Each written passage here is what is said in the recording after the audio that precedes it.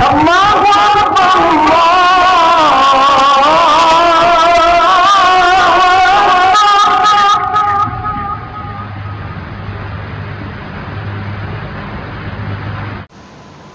حقوق العباد ایسے گناہ ہیں کہ جو شہید کو بھی معاف نہیں ہے۔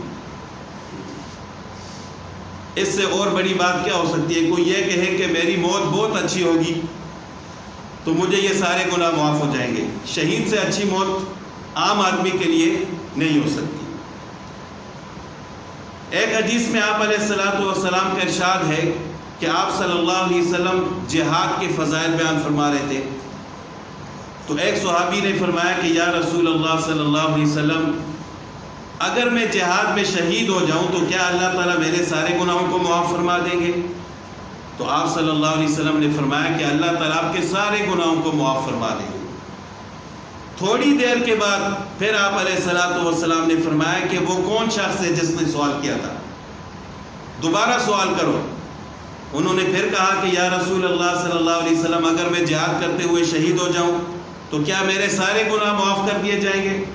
تو آپ صلی اللہ علیہ وسلم نے فرمایا کہ اگر آپ اللہ کی رضا کے لیے جہاد کرتے ہو، بزدلی نہیں دکھاتے، میدان جنگ سے بھاگتے نہیں ہو، بہادری کے ساتھ لڑتے ہو، تو اللہ تعالیٰ آپ کے سارے گناہوں کو معاف فرما دیں گے سوائے قرض کے۔ اور ابھی جبرائیل علیہ السلام نے مجھے یہ بتایا ہے کہ آپ اس طرح ان کو جواب دیں۔ یعنی پہلے میں نے جواب دیا تھا کہ سارے گناہ معاف ہو جائیں گے، پھر جبرائیل علیہ السلام تشریف لائے اور کہنے لگے کہ اللہ تعالیٰ نے فرمایا کہ آپ ان کو اس طرح جواب دیں کہ آپ کے سارے گناہ معاف ہو جائیں گے، لیکن اگر آپ نے کسی سے قرض لیا ہے اور آپ نے وہ واپس نہیں کیا تو وہ